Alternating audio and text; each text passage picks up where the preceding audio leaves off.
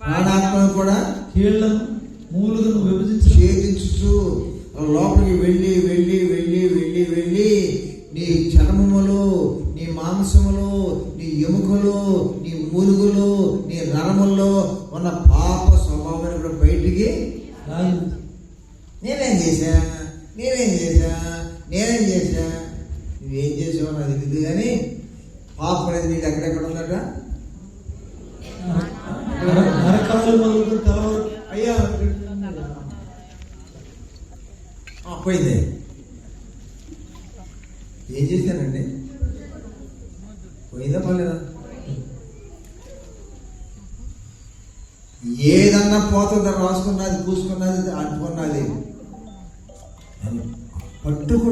అంటుకుంటే దాన్ని విడగొట్టుట ప్రపంచంలో ఏ సొల్యూషన్కి, ఏ పదార్థానికి సాధ్యము ఏ స్థితి రక్తము తప్ప మన పాపమును, మన నైజములో, మన శరీరములో, మన భాగములలో, నరములలో, ఎముకలలో, మురుగుల్లో కూడా సింక్ అయి చొచ్చుకుని అక్కడ కూడా స్థిర నివాసం ఏర్పాటు చేసుకుని ఉంటున్న దాన్ని కూడా చిన్న వాక్యాన్ని కనుక చోటిస్తే ఆ వాక్యము లోపలికి వెళ్ళి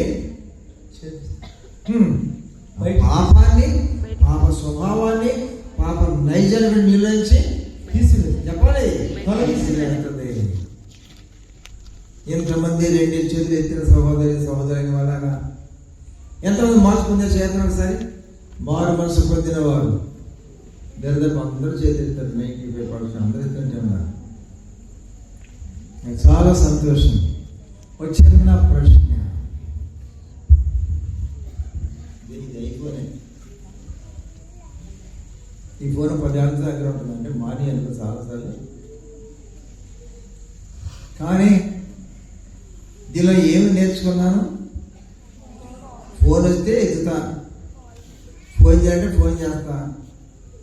ఎవరైనా ఫోన్ చేశారనుకో, అమ్మా ఈ నెంబర్ నీదేనా? నా నెంబరేనయ్యా, ఫీడ్ చేసుకుంటాయా, పెన్ తెచ్చుకుంటే రాగమ్మంటా. నేను పెన్ ఎందుకయ్యా, కాగితం ఎందుకయ్యా, అది నెంబర్ రాసుకుంటాను, నువ్వు చెప్పమ్మా. అరే నా నెంబరేనయ్యా, అది ఫీడ్ చేసుకుంటాయా, అది రాగా ఏడుకుంటా. ఇప్పుడు రాదు, చెప్పు, ఈ క్షణంలో కూడా నాకు రాదు.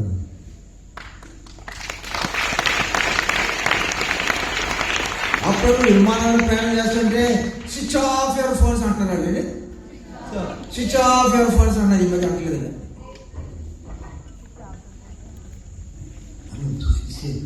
విమాన ప్రయాణం చేసే మామూలు వాళ్ళు చేస్తారంటే గొప్ప గొప్ప వాళ్ళు చేస్తారు కదా.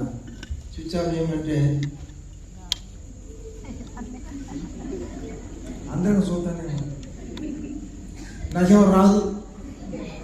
కొంచెం చేయమని అడుగుదామా, వీడియో అనుకుంటాడు. నా సాగు నేను ఇచ్చాడు పరిశ్రమ ఏమన్నా. ఇప్పుడు కూడా అంతే. ఒకసారి లైట్ వెళ్తుంది, దానికి జబ్బు, దీనికి దానికి అదే దాకా ఆపంటారు.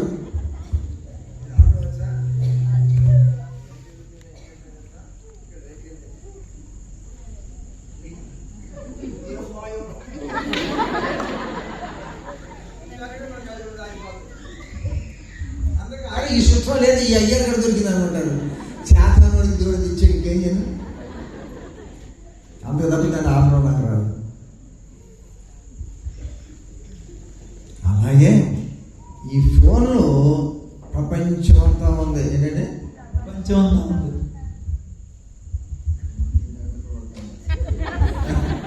ప్రపంచమంతా దీనిలో ఉంది. రక్షణ పొందిన వాళ్ళ దీనికి వాక్యం విని మీ శరీరంలో దేనిలోకి, ప్రాణాత్మలోనికి కీళ్లను మురుగులను మురుగులు అయ్యాను. కీళ్లను మూలుగను మురుగు దాన్ని మర్చిపోతున్నాడు. కీళ్లను కీళ్ళ నొప్పులయ్యా, కీళ్ళ నొప్పులయ్యా.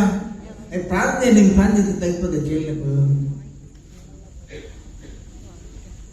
నువ్వు వాక్యాన్ని వింటే, ఆ వాక్యాన్ని చోటిస్తే, ఆ వాక్యాన్ని అవకాశం ఇస్తే, వాక్యం లోనికి కీళ్ళ నొప్పి తీసేస్తుందంట.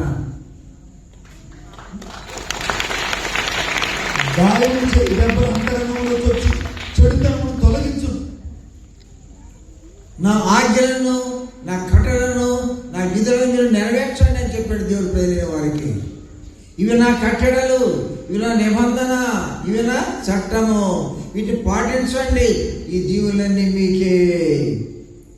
ఈ 3 ముక్కలు పాటించండి, ఈ దీవులన్నీ మీకే. నీవు నీ దేవుడిని ఓ మాట శ్రద్ధగా విని నేడు నేను నీకు ఆజ్ఞాపించిన ఆయన ఆజ్ఞాన్ని అనుసరించి నడుచుకున్నాడు. నీ దేవుడిని ఓ భూమి మీద ఉన్న సమస్త జనం కంటే నేను హెచ్చించు. చాలా మరి ఆ మూడింటిని నువ్వు నెరవేర్చకపోతే శాపములన్నీ అబ్బో ఎందుకు చదవాలి? దీనికి 3 అర్థమైన శాపాలు. 54 వచ్చిన 54 ఇస్తాను శాపాలు అంట. ఆ 3 మాటలు మనం లోపడకపోతే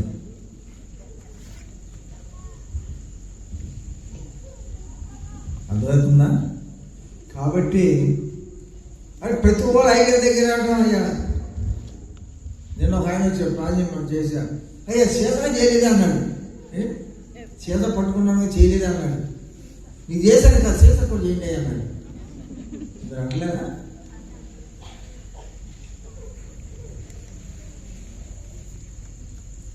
నీ జీవితానికి వినండి, ఏ సమస్య వచ్చినా ఎన్ని బైబిల్ ఉన్నాయా? ఎన్ని ఉంది? 54 శాపాలు ఉన్నాయి అక్కడ. 14 వచనాలు దీవెనలు. అన్నిట్లో ఎన్నో ఉన్నవి మనకు కానీ వచ్చేవి. వాటి అన్నిటికీ జవాబట ఈ 3 ముక్కలు. అయితే 3 ప్యాకెట్లో 3 ముక్కల ఆట ఉండేది. ఏంటి? 3 ముక్కల ఆట. ఈ భక్తి కూడా 3 ముక్కల ఆట. ఏంటి? భక్తి కూడా 3 ముక్కల ఆటే. నా ఆజ్ఞలు, నా కట్టడలు, విధులు, నా విధులు. ఈ 3 పేక మొక్కలు దేవుడు మనకి ఇచ్చాడు. నేను చిన్నపిల్లలు లెక్కలు వేసుకుని పెద్దవాళ్ళు చదువుకోవడానికి వెళ్తే మా బంధువుల ఇంటికి వెళ్తామంటే ఆ లో బీజీలో వచ్చి నడిచి వెళ్ళాల్సి వచ్చేది. లో బీజీ దగ్గర రోడ్డు దగ్గరికి వెళ్తే ఎప్పుడు వెళ్ళినా ఉండేవాళ్ళు. 3 ముక్కలు ఉండేవి.